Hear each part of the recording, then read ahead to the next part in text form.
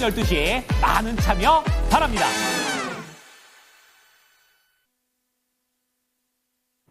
네, 한 주의 마무리를 그래도 산뜻하게 마무리를 보낼 수 있는 것 같습니다. 양대 증시가 그래도 플러스권 움직임을 보여준 채 마무리를 짓게 됐는데요. 오늘장 시장이 이렇게 강할 수 있었던 대표적인 이유로는 다양한 기업들이 호실적을 발표했기 때문입니다.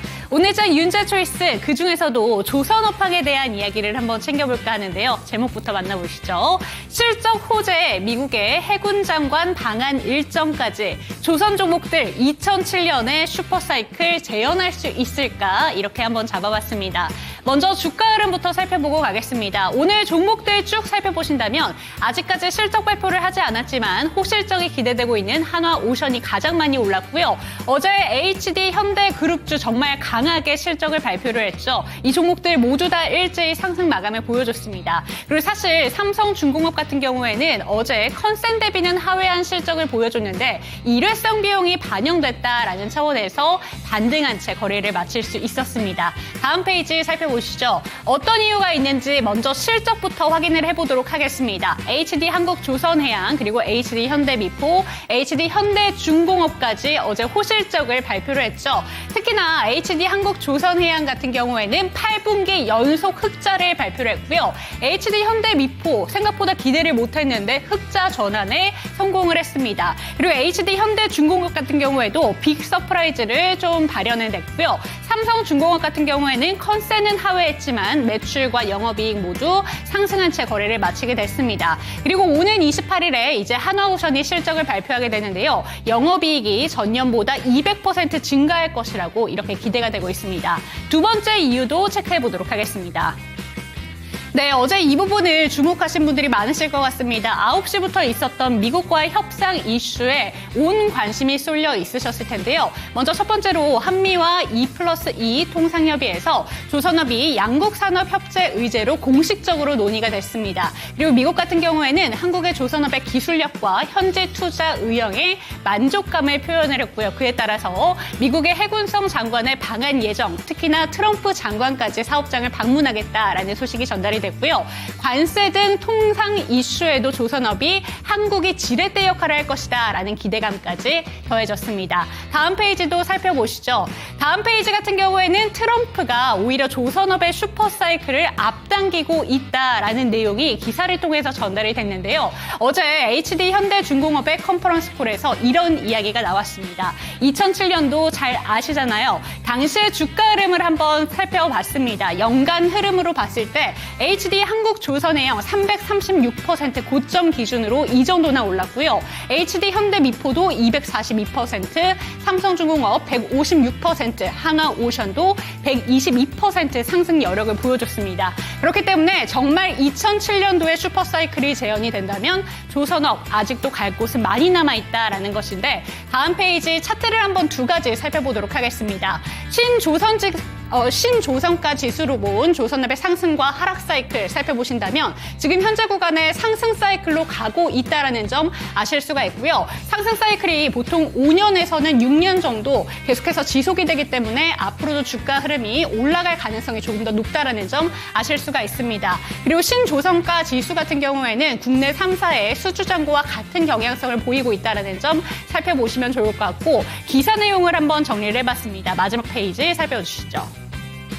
네, 지금 보신다면 트럼프가 왜 조선업의 슈퍼사이클을 앞당기고 있는가 그 이유에 대해서 한번 정리를 해봤습니다.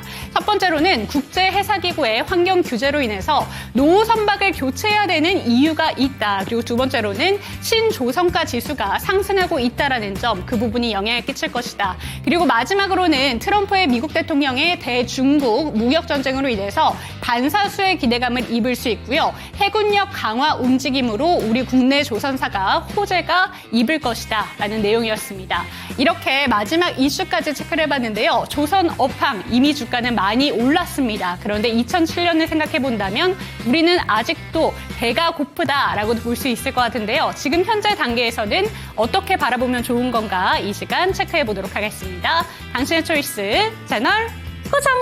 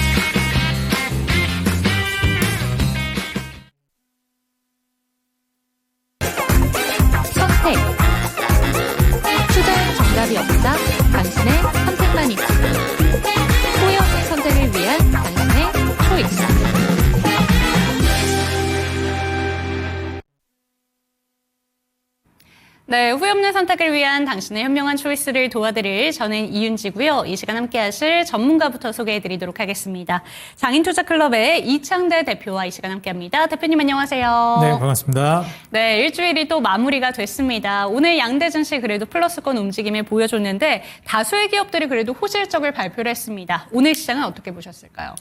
일단 시장 자체는 지금 미국 증시도 상당히 좀 반등을 많이 보여줬고요. 한국 증시는 오히려 미국 증시보다도 더 좋은 모습을 보여주고 있습니다. 그래서 여기에 대해서 많은 투자자 여러분들께서 좀 낙관적인 전망을 하실 수밖에 없는 상황이 펼쳐지고 있다라고 보여져요. 근데 저의 이제 입장에서는 좀 낙관적인 입장이랑 그 다음에 또 하나 더 남아있는 악재가 있기는 해서 그것까지 좀 해결되면 더 좋을 것 같아요. 그래서 너무 이제 제가 초를 친다라는 개념보다는 완벽하게 이제 우리가 100% 공격성을 띌 정도로 시장이 호재로 돌아서진 않았다. 그냥 하나 정도 좀 찜찜한 게 남아 있으니까 그 정도는 좀 우리가 불안감을 남겨놓자. 왜냐하면 주식이라는 게 항상 리스크를 어느 정도는 인지하고 관리하면서 가는 게 중요하니까요. 그래서 지금 우리가 호재로서 볼 수 있을 만한 이벤트는 다들 아시다시피 관세 문제가 예, 트럼프가 이제 사실 좀 완화적인 태도를 보여왔습니다. 이거는 제가 뭐 똑똑해서 맞춘 것도 아니고 뭐 제가 대단해서 맞춘 것도 아니고 다 유추해 볼 수 있는 거였어요. 일기 정부 때도 그랬죠. 다 이거 협상 카드였고 어느 정도 말로는 엄청 강력하게 진짜 큰일 낼 것처럼 하지만 막상 까보면 어떻죠? 나름 합리적으로 처음에 얘기했던 것보다는 조금 완화적으로 갑니다. 이게 이제 앵커링 효과라고 하는데 우리가 보통 비즈니스 협상 전략을 취할 때도 그렇고 뭐 능력 있는 분들은 연봉 협상 하실 때도 이제 써먹으실 수 있고 일단 질러보는 거죠 사실. 내가 이제 능력이 좋다 그러면 내가 연봉이 지금 3천인데 5천 주세요. 항상 이제 일단 질러보는 겁니다. 네. 내가 봤을 때는 한 4천 정도면 될 것 같은데 일단 5천 질르는 거죠. 그러면 이제 4천은 수월하게 맞출 수 있을 것 같으니까. 내가 보기에 내가 능력이 한 4천 정도는 받아야 될 것 같다 그러면 처음부터 4천 이제 딱 지르면 어떻게 되겠어요? 3,800이 찍히죠. 그렇죠. 그런 거예요. 그런 느낌입니다. 네. 그렇기 때문에 지금 트럼프 같은 경우에도 아주 전형적으로 타고난 사업가고 사업가 출신 대통령 아니겠습니까? 그쵸. 그러니까 얼마나 많은 이런 협상이나 딜을 해봤겠어요. 그러니까 이 앵커링 효과를 엄청 많이 가져갑니다. 뭐 하나만 더 사이드로 빠져보자면 정치에서도 이런 앵커링 효과는 많이 드러납니다. 와, 저 사람은 왜 저렇게 말을 극단적으로 하지? 뭐 보수라고 하는데 너무 극단적인 보수 아니야? 저 사람 진보라고 하는데 너무 극단적인 진보 아니야? 이게 다 그 극단적인 진보나 극단적인 보수가 있으면 거기에 조금 더 완화적인 스탠스라고 해야 될까요? 합리적인 스탠스를 취하는 정치인이 더 빛납니다. 그렇기 때문에 이것도 사실상 여기에 이제 포커스가 있었을 때 여기가 이제 좀 빛나는 효과를 가져오는 거죠. 그래서 사실 정치도 그렇고 비즈니스에서도 이런 앵커링 효과는 아주 여러 곳에서 이제 사용됩니다. 근데 트럼프는 이걸 아주 적극적으로 이용해 왔고요. 일기 정부 때도 무역 전쟁이라는 키워드로 정말 세상을 무슨 끝장낼 것처럼 진짜 세상에 둘도 없는 미친놈이 왔다. 이런 평가를 했는데 어땠죠? 나름 괜찮았어요. 이번에도 관세 가지고도 난리 났죠. 이번엔 진짜다. 큰일 났다. 왜냐하면 그때는 말만 했는데 이번엔 진짜 관세 부과한다고 판넬 들고 와가지고 4월 시작한다 딱 했거든요. 네. 근데 그것도 어떻게 됐죠? 90일 유예시켰죠. 또 유예시키고. 또 일각에서 이런 얘기도 있을 거예요. 아니다. 근데 이번에는 유예시키고 완화하는 거지 아예 안 하는 건 아니다. 하긴 한다. 이런 이제 평가가 있을 수 있습니다. 그거 맞는 말이에요. 그런 충격은 이제 있을 수 있겠으나 이 트럼프의 관세로 인한 이 공급 요인은 말이 바뀌면 언제든지 변동될 수 있는 요인이라는 거예요. 언제든지 그걸 완화시킬 수 있다는 거예요. 말 한마디로. 근데 우리가 이제 심리라는 건 어떻죠? 대중심리라는 거는 쉽게 회복되지 않아요. 그렇죠. 그렇기 때문에 사실 지금 이 관세라는 걸 가지고 물가를 많이 얘기하는데 지금 불경기 때문에 원자재 가격이 다 떨어지고 그로 인해서 물가 하락이 나오고 있거든요. 불경기로 인한 물가 하락이 나오고 있어요. 이건 수요 요인입니다. 사람들 대중심리로 인한 글로벌 이제 사이클로 인한. 근데 이제 트럼프의 관세 정책은 사실상 공급 요인이라고 볼 수 있는 거예요. 그래서 항상 저는 수요 요인을 위에다 두셔야 된다 말씀드리는데 지금 불경기로 인한 수요가 위축되면서 물가 하락이 나오고 있는 게 수요 요인이에요. 트럼프의 이제 이런 관세 같은 공급 충격을 가지고 물가를 올리는 거는 사실상 언제든지 바뀐다. 트럼프 말 한마디에 바뀌어버리는 것이다. 그렇기 때문에 사실상 저는 물가 하락 트리거 요인이 좀 더 세다고 봅니다. 그래서 지금까지는 관세로 인해서 불경기라든지 물가 상승 우려가 있었기 때문에 특히 연준에서도 금리 인하를 자꾸 안 하고 있었죠. 그쵸. 근데 이제 트럼프 입장에서는 뭐 너 해임한다 하면서 협박했죠. 그 사실 해임 못해요. 근데 뭐야 이것도? 앵커링 효과예요. 일단 해임한다 그러면 사람들이 어떻게 보냐면 상호관세 때도 마찬가지였지만 도대체 저 상호관세의 저 기준이 뭐야? 왜 25%인 거야? 왜 104%인 거야? 파고 들어가요. 막상 파고 들어가 봤더니 어땠어요? 터무니가 없어요. 뭐 진짜 좀 과격하게 표현하면 뭐 이딴 식으로 수식을 산정해? 어처구니가 없는 거예요. 네. 뭐 초등학생이 할 법한 수식 산정을 하니까. 그러니까 이게 애초에 그건 중요하지 않았던 거예요. 그거는 그냥 일단 질러보는 카드였던 거고, 나중에 이제 거기에서 완화를 어떻게 하느냐가 이제 중요한 거였죠. 그리고 이제 여기에서 들여다봐야 되는 부분들은, 우리가 이제 그 트럼프의 이제 정책을 놓고 봤을 때, 관세라는 카드 역시도 마찬가지지만 이 수요 요인으로 인해서 이제 물가가 올라갈 것 같다. 관세로 인해서 물가가 올라갈 것 같다면 낮춘다는 거예요. 그러니까 연준 의장을 해임한다는 것도 해임을 못 하는데 그냥 해임한다고 하는 이유가 뭐냐면 지금 금리 인하가 그만큼 중요하다라는 걸 사람들한테 인식시키기 위해서 그런 겁니다. 그래서 그럼 사람들은 이제 봐요. 저거 해임한다고? 저거 진짜 되는 거 맞아? 하고 이제 보다 보면 어떻게 돼요? 사람들이 금리 인하가 이렇게 중요한 거구나. 지금 되게 필요한 상황이구나. 그럼 이제 여론이 형성이 돼요. 그럼 이제 금리 인하가 빨라질 수 있는 겁니다. 일단 전략적으로 택해서 하는 거예요. 너무 표면적으로 보시면 안 됩니다. 그러면 지금 실제로 이제 그 효과로서 트럼프가 이제 거기에서 뭐 관세 때문에 물가 올라갈까봐 그래? 오케이, 관세 이제 완화. 유예. 그럼 이제 명분 들 게 없어요. 왜냐하면 실제로 CPI, PPI, PC 다 떨어지고 있고 다음 달에 더 떨어질 거예요. 왜냐면은 4월 달에 유가 폭락했거든요. 그래서 원자재 가격들이 이제 떨어진 걸 감안하면 실제적으로 물가는 계속 떨어질 겁니다. 그럼 이제 물가 핑계를 못 대요. 관세 우려도 핑계 못 대고 완화만 되고 있기 때문에. 그러면 이제 이런 관점에서 봤을 때는 연준의 기준금리 인하 압박이 더 세질 겁니다. 명분은 더 강력해질 거고요. 그럼 이제 이렇게 됐을 때 이제 금리 인하를 우리가 좀 내다볼 수도 있는 것이고, 특히 이번 5월 같은 경우에는 5월, 6월, 7월 3달 연속으로 미국이 기준금리를 결정합니다. 3달 연속으로. 이 중에 한 번은 인하를 하거나 아니면은 최소한 인하에 대한 힌트가 나갈 가능성이 높아요. 왜냐면 이때 불경기 지표는 더 심해질 거거든요. 그리고 물가 지표는 더 낮아질 거고. 지금 현재 IMF에서도 한국, 미국, 일본, 멕시코 전반적인 이제 국제적인 대부분의 국가들의 경제 성장률 전망치를 낮췄습니다. 브리지워터에서도 미국의 성장률 전망치를 낮추고 있고요. 미국의 각종 이제 증권이라든지 리서치에서 대부분의 이제 미국을 비롯한 국가들의 성장률 전망치를 낮추고 있습니다. 이게 의미하고 있는 것은 이제 불경기로 완연하게 접어들었다라는 걸 시장이 인식하기 시작하는 거고요. 그로 인한 시장 충격이 있을 수 있겠다는 거예요. 그래서 지금 이제 관세에서, 다시 말해서 물가에서 불경기로 포커스가 이동하기 시작할 겁니다. 서서히. 그러면 그때 불경기 발 하락이 나오고 불경기 발 금리 인하가 본격적으로 시작될 거예요. 그래서 금리 인하가 매번 인하가 본격적으로 시작되는 그 초입부에는 항상 시장이 좀 흔들려요. 그래서 그 흔들기가 아직 좀 남아있기 때문에 지금 올라가다가 요 정도만 흔들렸다 갈 수도 있고 엄청 크게 흔들렸다 갈 수도 있고 이렇지만 요 한번 흔들기가 남았다라는 거 정도는 우리가 좀 대비하면서 하자는 거예요. 이제 하락 끝났어. 이제 대세 상승이야. 이렇게 가는 건 좀 아니다. 그렇지만 시기상으로 봤을 때는 이 정도까지 왔다는 건 하락 사이클의 상당 부분이 이제 진행이 됐고 이제 상승 사이클을 기간상으로 봤을 때 좀 생각해 볼 수 있는 기간이니까 그렇다고 또 하락 한 번 더 나온다고 막 100% 현금을 가져가야 된다. 이렇게 하는 건 아니고요. 투자는 하되 한 번 흔들릴 때 추미할 수 있는 물량 정도만 가져가면서 투자하면 저는 좋을 것 같고요. 장기적인 사이클을 따져봤을 땐 지금부터 투자 시작해야 된다고 봐요. 그래서 올라갈 섹터들은 이미 움직이기 시작했거든요. 그러니까 이런 것들을 놓치기보다는 빨리빨리 담아 나가다가 하락하면 더 담는다는 전략으로 하는 게 훨씬 더 저는 좋을 것 같다 말씀드립니다.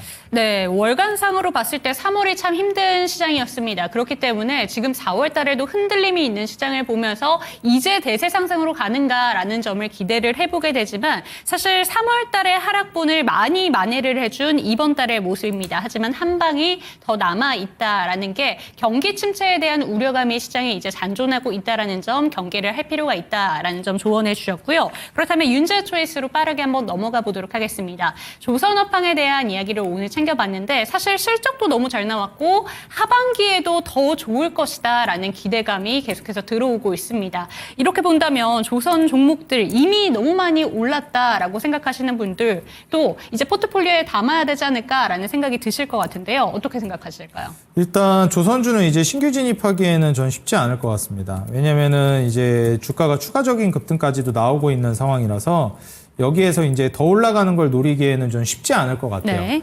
오늘 비롯해서 어제부터 해가지고 HD 현대그룹주 신고가 랠리를 쓰기 시작했고 오늘 하나오션이라든지 각종 종목들이 이제 또 신고가 랠리를 썼거든요. 그래서 이런 점을 좀 고려해 보면 뭐 내가 추세 매매를 하시는 분들이고 빨리빨리 빠져나올 자신이 있다 하면 지금 타점이 좋긴 합니다. 근데 이제 내가 초보자다라고 하시면 신규 진입 뭐 선침해 매매를 하시는 분들에게는 적합하다라고 보여지지는 않고요. 내가 추세 매매를 하신다라고 하시는 분들은 타점 지금 나쁘지 않다고 봅니다. 네. 신고가 처음으로 뚫기 시작한 자리니까. 그래서 그 구간을 이제 잘 노려보시면 좋을 것 같고 나는 이제 선침해 관점으로 다음 사이클 조선이 제가 10년은 갈 것이다 말씀드렸는데 다음 사이클을 본다라고 하면은 저는 조선만큼이나 이제 사이클 자체가 좀 길게 움직이는 섹터들이 있어요. 한번 올라갈 때 막 10몇 년 올라가고 또 떨어질 때도 10몇 년 떨어지고 조선이 그랬잖아요. 이번에 상승 사이클 나오기 전에 한 2019년 뭐 그 이전까지 거의 한 2000년 중반부터 해서 거의 한 15년 힘들었죠. 예, 10년, 15년 완전 이제 힘들었습니다. 네. 우리나라가 그 이전에는 원래 90년대 뭐 2000년 초반까지만 해도 압도적인 전 세계 1등 조선 국가였잖아요. 근데 그 이후로 10년, 15년의 암흑기가 있었고 이번에 다시 또 이제 상승 사이클 10년 간다고 보는 것이고요. 그러면은 조선이 벌써 이미 한 뭐 절반 정도 이상 가고 있다라고 보면 넘어가고 있다라고 생각해 보면 다음 사이클로 이제 수혜를 볼 만한 이런 장기 사이클로 수혜를 볼 수 있을 만한 게 뭐가 있을까 생각하실 수 있어요. 제가 보기에는 원전이 거기에 해당된다고 봅니다. 네. 이미 AI발 인프라가 시작됐고 전력 인프라가 굉장히 긴 사이클로 올라간 걸 다들 아실 거예요. 이 전력 인프라 자체도 수년을 올라갔거든요. 뭐 1, 2년 끝나고 하면 3, 4년 올라갔을 거예요, 거의. 그죠? 꾸준하게 이제 상승 랠리가 나왔고 이번에 전력 인프라 다음으로 굉장히 중요해지게 되는 이 원전이라는 게 더 파급력이 큰 이유가 뭐냐면 그냥 원전이 그대로 흘러왔어도 수혜가 폭발할 건데 수요가 폭발하고 있는 건데 이게 공급까지 한번 문제가 생겼었습니다. 왜 공급에 문제가 생겼었죠? 탈원전을 했거든요. 이 지금 현재 이 탈원전을 우리나라만 한 게 아니라 많은 국가들이 했는데 어땠죠, 다들? 다시 돌아왔죠. 성급했구나. 네. 예, 그때는 근데 국제적으로 친환경 모멘텀이 좀 셀 때였어요. 뭐 전기차부터 해서 태양광, 풍력, 뭐 중국 주도의 태양광, 미국 테슬라 비롯해서 전기차 난리 났죠. 뭐 그다음에 친환경 뭐 그냥 친환경으로 도배가 돼 버렸었습니다. 그러니까 산업 트렌드 자체가 그랬었어요. 근데 지금 조선 같은 경우에도 거기에 좀 연결이 되어 있는 것도 있습니다. 국제회사기구 IMO에서 환경 규제를 때리니까 이제 거기에 맞추려면은 기술력 있는 한국조선이 이제 두각을 네. 드러낸 거였고 그거에 맞춰서 이제 또 다시 또 패권을 잡아온 것도 있긴 합니다. 근데 어찌됐건 다시 돌아와서 그때 당시에 이제 탈원전을 처음으로 실시했던 1호 국가였던 이탈리아마저도 이제 탈원전을 폐기했습니다. 다시 원전으로 돌아갔어요.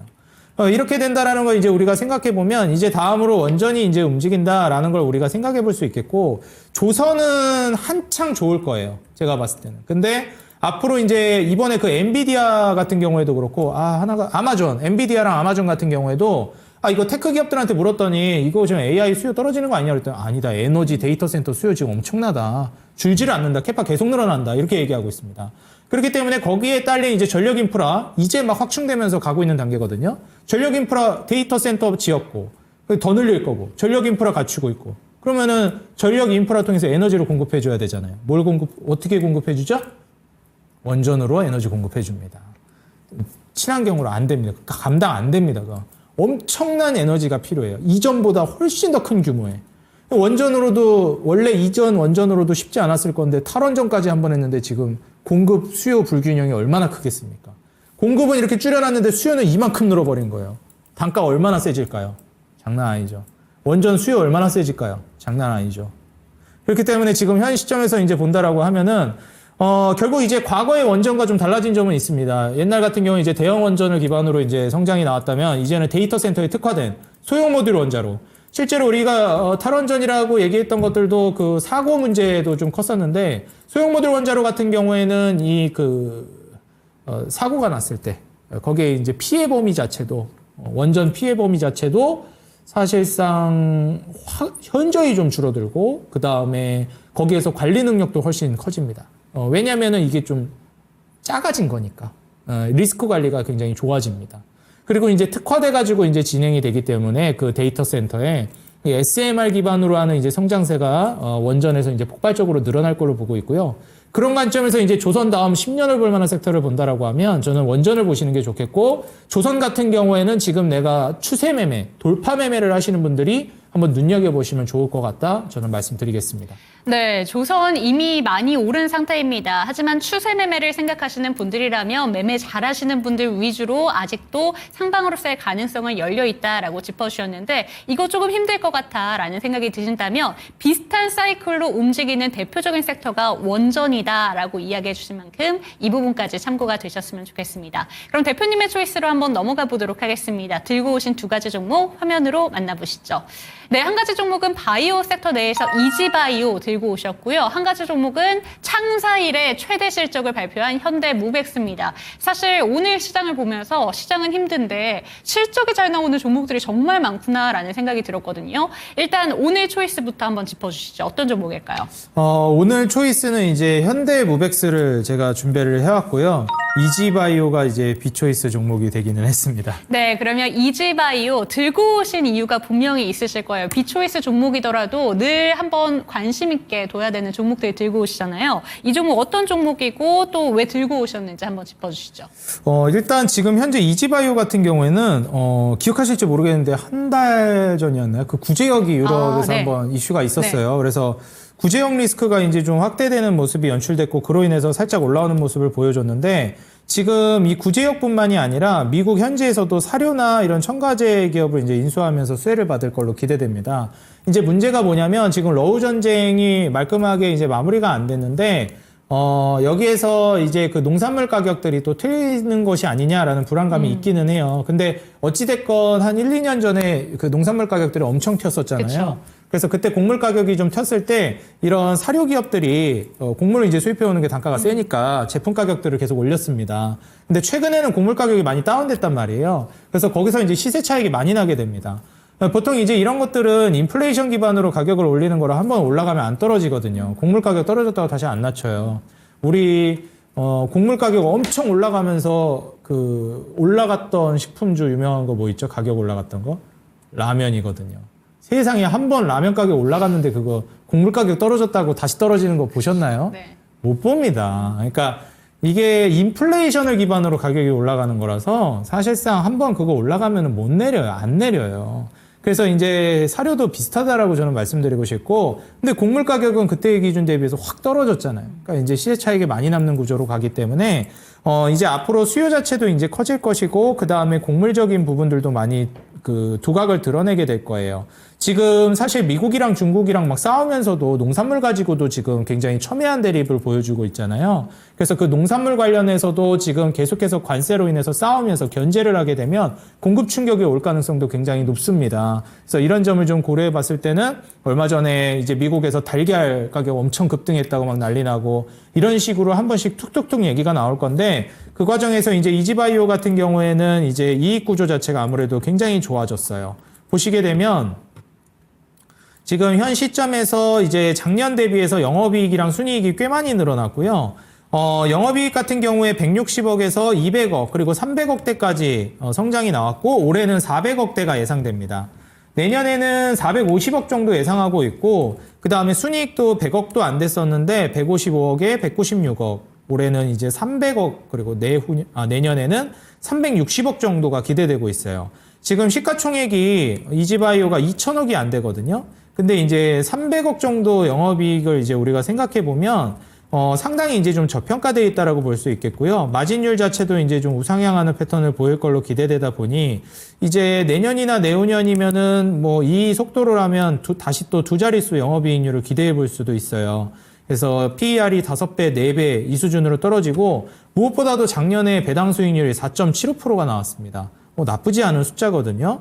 그렇기 때문에 올해 이익이 이제 올라간다라고 생각을 해보면 이때 24년 종가 기준 대비해서 주가가 올라가긴 했지만 이익 성장성 고려하면 배당금 만약에 올라간다는 전제하에 비슷한 배당 수익률을 또 기대해 볼 수도 있습니다. 지금 월봉 차트인데 주봉 차트를 보시게 되면 이제 막 주가가 움직이기 시작하고 있다는 걸 확인하실 수 있을 거예요. 그래서 거래량을 터뜨리면서 최근에 이제 주기적으로 한 번씩 신고가 갱신을 해주고 있는데 이때 한번 이제 신호탄을 쏴주긴 했습니다. 이때부터 우리는 이지바이오를 주목해 봤었어야 돼요.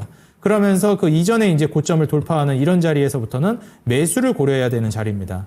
중간에 한번 또 이렇게 흔들기도 해주고 이랬다가 지금 다시 올라오고 있는 자리거든요. 추가적인 슈팅도 충분히 가능할 만한 자리까지 왔다라고 보여져서요. 4,750원 정도, 4,800원 정도가 이제 매물대로 보여지기 때문에 4,800원 지지 라인을 구축하면서 추가적인 상승 랠리를 기대해 볼 만한 괜찮은 종목이라고 판단이 됩니다. 네, 좋습니다. 오늘 비초이스 종목으로 이지바이오 살펴주셨는데요. 이익 성장률이 꾸준히 증가가 되고 있는 종목이라고 하고 배당금 부분까지 살펴본다면 이 종목 비초이스 종목이긴 하지만 관심권역에 둬보시면 좋을 것 같습니다. 그렇다면 이 종목보다 조금 더 좋은 종목으로 한번 가볼게요. 오늘 들고 오신 종목 현대무백스입니다. 일단 실적도 잘 나왔는데 이 종목 지금 단계에서는 어떤 포인트들 살펴보는 게 좋을까요? 일단 현대모백스 같은 경우는 최근에 이제 주가도 굉장히 잘 올라가고 있거든요.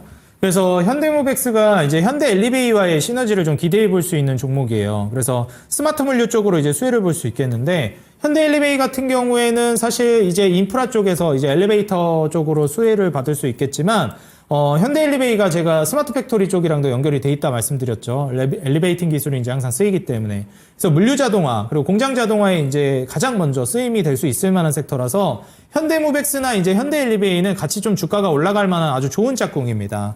그래서 현대엘리베이도 최근에 이제 신고가를 쓰면서 주가가 계속해서 날아가고 있는 양상이고요.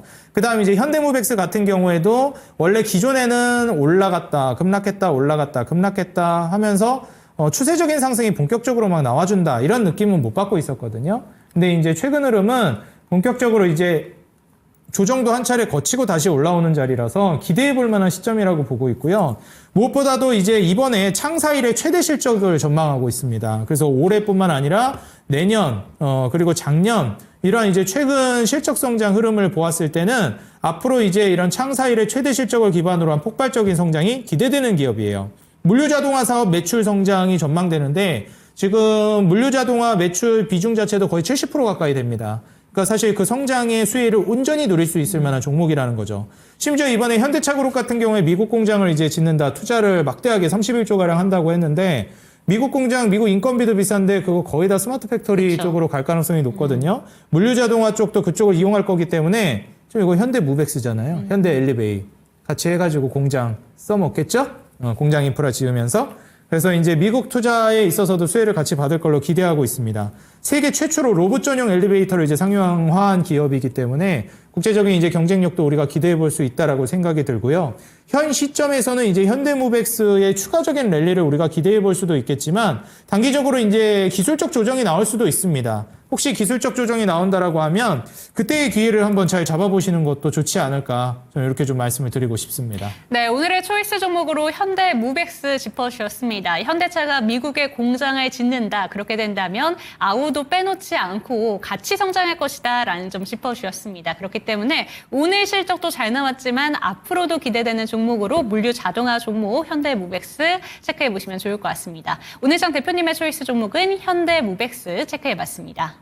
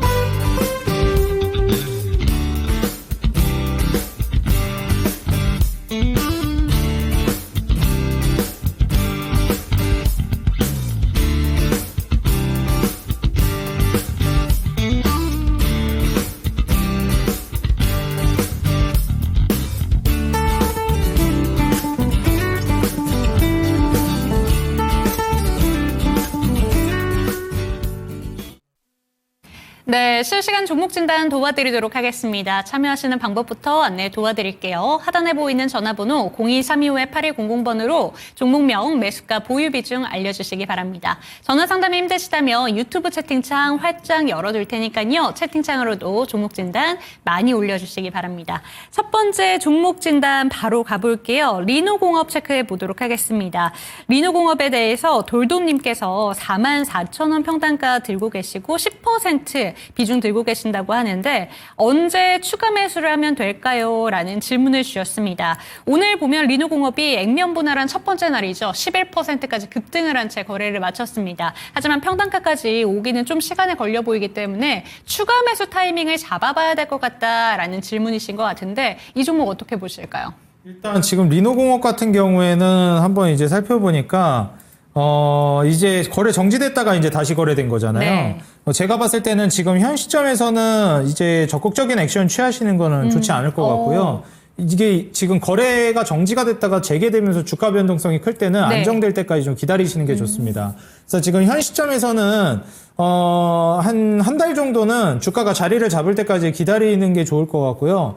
지금 그 전에 이제 추가 매수를 하는 거는 저는 좀 좋지는 않을 것 네. 같아요.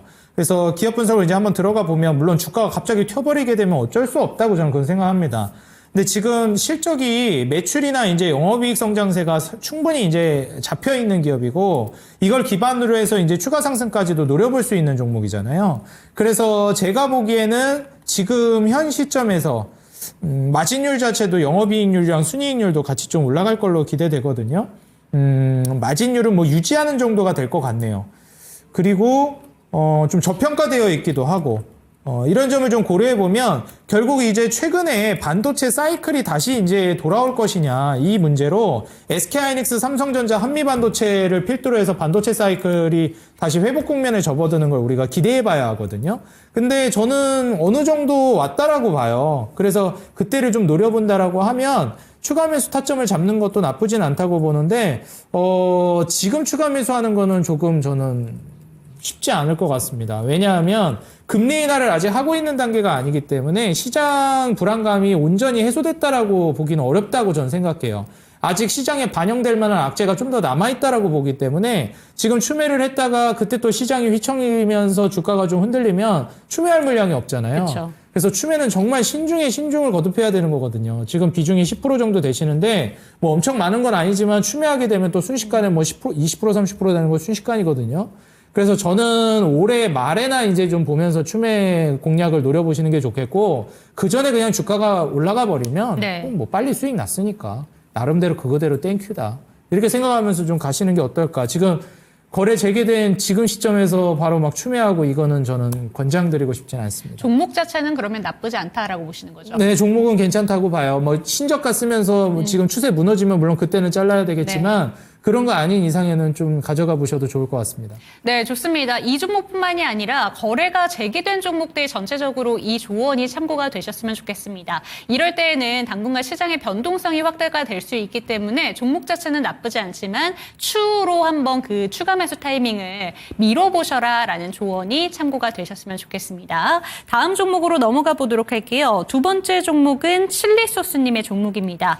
한화투자증권이고요. 3,200원 30% 비중 들고 계시고 전 고점까지 다가갈 수 있을까요? 라는 질문이십니다. 사실 한화라는 이름이 붙으면 요새 안 가는 종목들이 거의 없습니다. 오늘 태양광도 그렇고요. 한화투자증권 같은 경우에도 최근 차트 흐름 보신다면 반복해서 좀 우상향 기조가 나타나게 되면서 이 종목이 단기 과열 종목으로도 지정이 됐는데요. 사실 어떤 이유로 오르는지 잘 모르겠긴 합니다. 이 종목 어떻게 보실까요? 일단 이제 금리 인하 기대감이 서서히 좀 오고 있거든요. 근데 이제 금리 인하 기대감이 온다라는 것은 이제 유동성이 확보된다는 거고 투자 시장이 이제 활성화된다는 거예요. 네. 그렇기 때문에 제가 봤을 때는 이제 지금 벌써부터 은행주들, 금융지주사들 움직이기 시작하더라고요.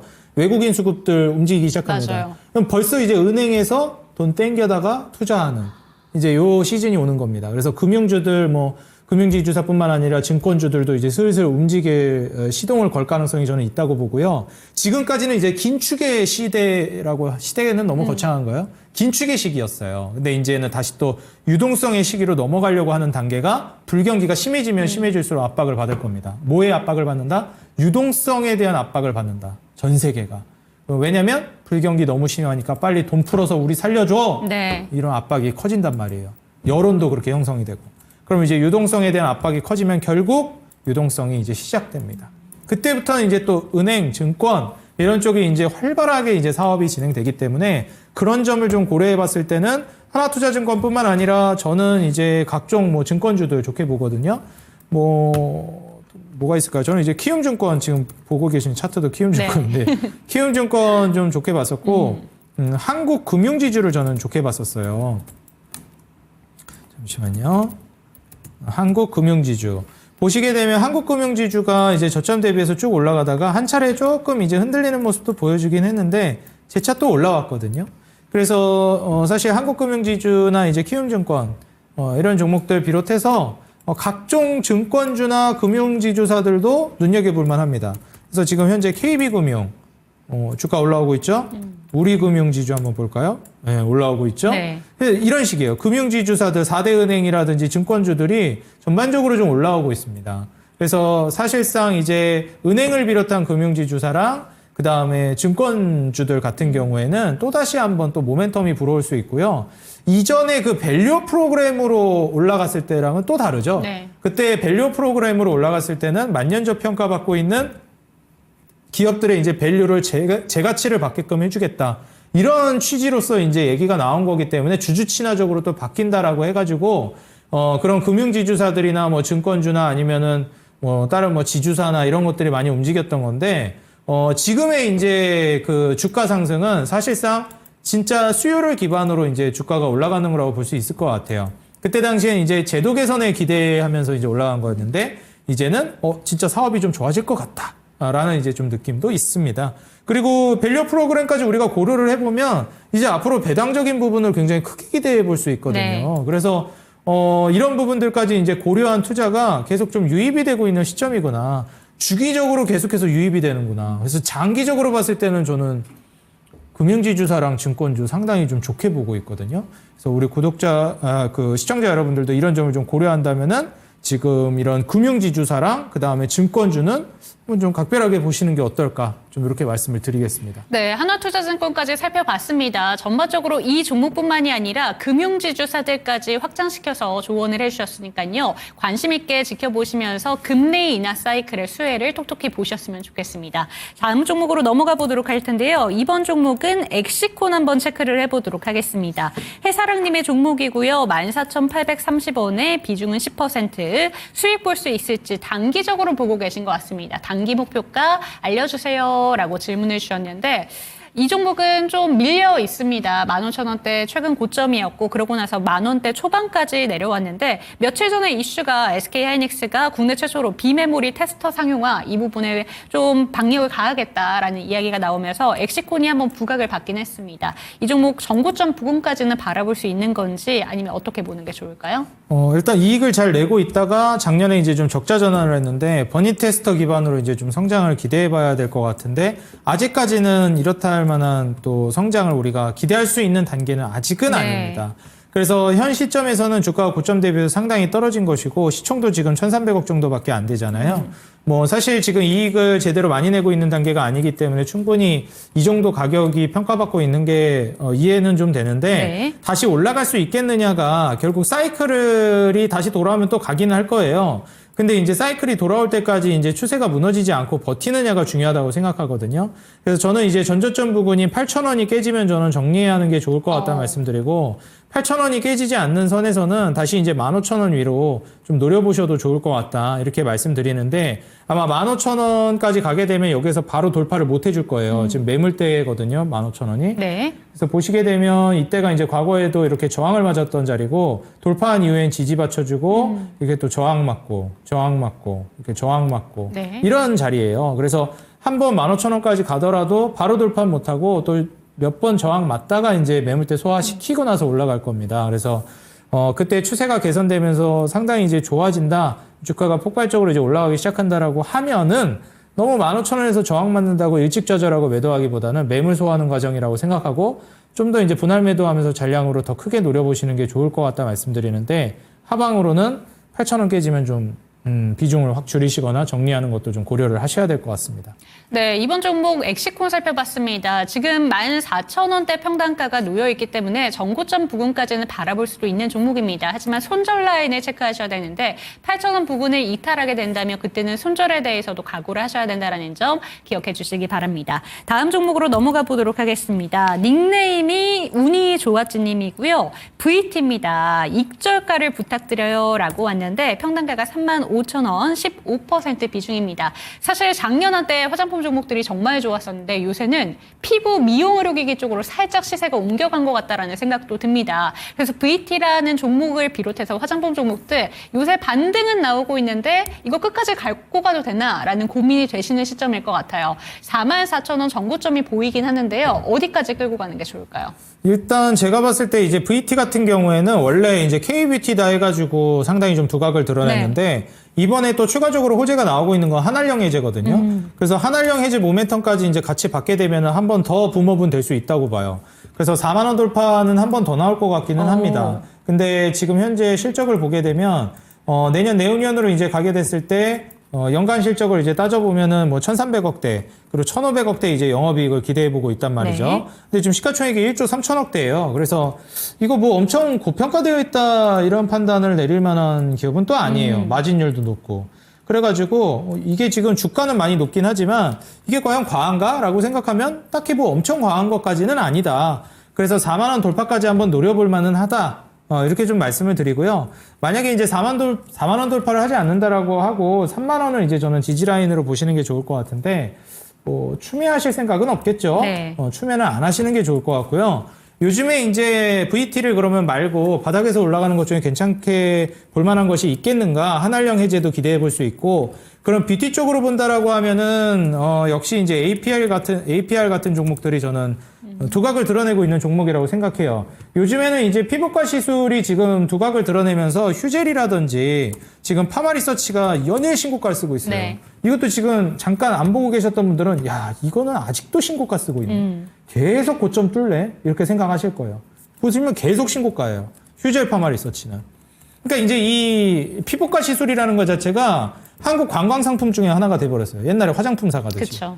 그래서 이런 것들을 이제 고려해봤을 때는 트렌드 자체가 많이 바뀌었는데 처음에 이제 피부과 시술로 갔다가 그 다음에 또 어디까지 가버리게 되냐면 이게 또 가격이 저렴하진 않다 보니까 이거 그냥 집에서도 하면 안 되나? 피부 해가지고 미용 의료기기. 의료기기를 네. 사버려요 그냥. 그게 이제 실제로 화장품이랑 그 의료기기를 같이 묶어서 팝니다. APR이 그렇게 이제 판매를 하고 있어요. 그래서 유럽에서 외형 확장이 정말 두드러지고 있는 시점이고 그 이후에 이제 뭐 북미 시장이라든지 뭐 남미 시장 그다음에 뭐 아시아권까지 이제 뻗쳐나간다라고 하면 상당히 이제 성장세가 좀 기대되는 기업 중에 하나입니다. 뭐 여담이지만 그 제가 어디서 봤는데 그 APR 대표님이 이제 그 현실판 진도준이다. 네. 이런 얘기도 네. 있더라고요. 네, 그래서 얼굴도 잘생기시고 젊으시고 명문대 출신이시고 그래가지고 야 이거 그때 재활집 막내 아들 드라마 있었잖아요. 현실판 진도준 아니냐 그런 얘기도 있더라고요. 어디서 그렇게 뉴스에서 봤나 제가 지금 기억이 안 나는데 그래서 봤는데 잘생기셨더라고요. 그래서 이렇게 미용의료 쪽을 잘하시나 생각도 드는데 어찌됐건 지금 이제 실적 같은 경우에도 상당히 좀 준수하게 성장하고 있습니다. 외형 확장이 이렇게 빨리 증가하고 있다라는 거는 우리가 상당히 좀 주목해봐야 될 만한 포인트고 거기에 이제 마진율이 같이 증가한다라는 것 역시도 두드러지는 부분이라고 생각합니다. 고평가돼 있지도 않아요, 딱히. 그래서 이런 점을 고려해보면 신규 상장 주기도 하고 신고가를 노려볼 수 있을 만한 충분한 종목이라고 생각이 들어서 내가 이제 파마리서치나 휴젤은 저는 더 갈 것 같긴 한데 솔직히 지금 진입하기 부담되는 게 사실이잖아요. VT도 그렇고. 네. 그래서 이게 좀 부담된다 하시는 분들은 APR 같은 종목을 좀 보시는 것도 좋겠고 뭐 한알령 해제가 뷰티만 있냐 다른 거 없냐라고 한다면 게임이나 이제 그 엔터가 대표격으로 수혜를 볼 수 있거든요. 그래서 4대 엔터 회사들이랑 DOU가 이제 플랫폼 사업하는 쪽이니까 이렇게 한 5개 정도에다가 그 다음에 게임주는 뭐 크래프톤 W 게임즈가 이제 저는 대표적이라고 보는데 한알령 해제를 생각한다라고 하면은 W 게임즈가 이제 두각을 드러낼 수 있어요. 그래서 W 게임즈 저도 오랜만에 봤는데 또 신고가 쓰고 있네요 이거. 언제 이렇게 올라갔대? 야, 이게 다 똑똑하다니까 네, 이게 맞습니다. 돈이 먼저 움직이는 것 같습니다. 네, 그러니까요. 저도 지금 딱 생각나가지고 검색해봤더니 아니나 다를까 그냥 불이 나게 올라가고 있네. 전문가님 여기서 확장을 시켜주셨기 때문에 두 가지 종목이 이미 올라와 있는데 이 종목들 짧게만 한번 짚어주시면 어떨까 싶습니다. 일단은 VT 같은 경우에는 이 정고점 부분이 아니라 신고가가 돌파도 가능하다라는 점 짚어주셨고 백세만세님께서 노머스 질문을 주셨어요. 이쪽도 엔터 쪽이긴 하잖아요. 그런데 기존 엔터와는 다른 결이기 때문에 이 종목은 어떻게 보실까요? 노머스는 사실 이제 사업성도 있는데 그거보다 더 중요하게 보셔야 되는 거는 이익을 내고 있나. 네. 이익 내고 있네요. 이제 작년에 흑자 전환 성공했네요. 그리고 올해가 매출이랑 영업이익 크게 뛰네요. 그러니까 이런 기업들의 특징이 뭐냐면은 퀀텀 점프, 그러니까 이제 기업이 성장하는, 우리가 그 밑에서 담금질을 하고 있는 시간이 있잖아요. 기업이라는 게. 그래서 뭐 저도 사업을 하고 있지만 이 담금질의 시간이 있고 수면 위로 올라오기 시작하면서 성장이 팍팍팍 뛰잖아요. 이제 그런 게 있는데 지금 노머스 같은 경우에는 담금질의 시간이 끝나고 상단으로 이제 팍팍 뛰는 단계거든요. 그래서 보시는 바와 같이 적자를 계속 보고 있다가 작년에 이제 본격적으로 흑자전에 성공하고 올해 이제 확 뛰는 시점입니다. 사실 매출, 영업이익, 순이익 모두 마진율도 10%대에서 25%, 22%로 영업이익률, 순이익률이 뛰니까 PER도 11배로 이제 기대되고 올해. 그러면은 사실 지금 주가가 고평가된 가격이 아닌데 신고가를 쓰고 있죠. 신규 상장주인데. 네. 이거 어떻게 될까요? 신규 상장주 가장 큰 특징이 뭐라 그랬죠? 신고가 쓰면 계속 간다. 신고가 쓴다. 네. 신저가 쓰면 계속 신저가 쓴다. 그 추세를 엄청 예민하게 잘 타요. 그래서 그 추세를 그대로 타고 가는 경향성이 큽니다. 그래서 신규 상장주는 오히려 신고가 매매하는 게 잘 먹혀요. 지금 노머스 같은 경우는 실적이 뒷받침된 신고가 랠리를 쓰고 있고 고평가되어 있지도 않습니다. 계속하지 않을까 싶습니다. 예. 예, 네, 계속하지 노머스는 않을까 이렇게 싶습니다. 그러면 짧게 한번 짚어주시고 한 종목 아까 전에 피부 미용 의료기기까지 확장을 시켜주셨잖아요. 네. 메디톡스 매수 의견 질문이 올라와 있습니다. 메디톡스. 파마리서치나 휴젤 이런 종목에 비해서는 상대적으로 좀 주가가 아래에 있는 것 같거든요. 이 그렇죠. 종목 어떻게 보실까요? 이게 참 안타까운 건데 말이죠. 이게 가는 종목이 계속 간다고. 네. 메디톡스는 사실 이게 어찌 보면 휴젤이랑도 그렇고 원래 보톡스 1위였거든요. 그러니까요. 네. 원래 앞서 나가는 기업이었는데 괜히 그 소송한다고 시간 그러니까요. 뺏기고 못 뺏기고 하다가 시장 다 뺏겼잖아요. 그래서 이런 게 조금 할인 요인으로 작용하고 있는 것 같아요. 많이 좀 안타까운 기업입니다. 근데 그래도 수혜는 볼 수 있겠는데 그래도 간다 하면 휴젤 파마리서치가 더 가면 더 갔지 메디톡스는 그럼 좀 기왕이면 그쪽으로 매수를 하셔라라고 얘기해 주실 것 같아요. 저는 그럴 것 같습니다. 네. 차라리 매수할 거면 아무리 네. 지금 고점이어도 1등을 따라가자. 예, 근데 지금 자리에서 따라붙으라고 하는 거는 좀 다른 섹터 보시는 게 어떨까. 굳이 뷰티 안 보셔도 APR도 있고, 엔터도 있어요. 엔터도 지금 괜찮습니다. 그리고 한알령 해제만 있는 거 아니니까 게임주도 W게임주 전 지금도 좋다고 봐요. 그리고 원전도 말씀드렸고. 그래서 보톡스 굳이 집착하실 필요 있을까? 좀 이렇게 좀 조언 드리고 싶습니다. 네, 마지막 종목 진단 매수 문의까지 살펴봤습니다. 이제는 다음 주 전략 한번 짚어볼게요. 오프닝 때 경계할 포인트들도 분명히 있다라고 짚어주셨습니다. 그렇다면 다음 주는 어떤 마인드를 가지고 우리가 시장에 대해야 될까요? 일단은 제가 봤을 때는 지금 현 시점에서 우리가 바라본다라고 하면 트럼프의 관세 태도가 달라진 게 가장 주목할 만한 네. 포인트라고 생각합니다. 이로 인한 연준의 입장이 바뀌는가? 트럼프도 입장을 바꿨는데 트럼프가 한 발 물러서 준 거거든요. 야, 연준, 나 관세 유예했어. 거기다가 완화적인 태도로 돌아섰어. 네. 너희 인하해줘야 된다. 진짜 이번엔 진짜 해줘야 돼. 과연 이제 연준이 여기에 반응할 것인가? 이게 이제 주목할 만한 포인트라고 이제 볼 수 있겠고요. 자, 그렇다면 이제 여기에서 연준의 금리 인하 전망이 어떻게 될 것인가? 5월 초에 이제 5월 8일이었나요? 8일이 맞을 겁니다. 5월 8일에 이제 금리 인하 결정을 하면서 거기에서 어떤 언급이 있을 것인가? 트럼프의 이제 딜에 어떻게 응할 것이냐가 좀 주목해 볼 만한 포인트고요.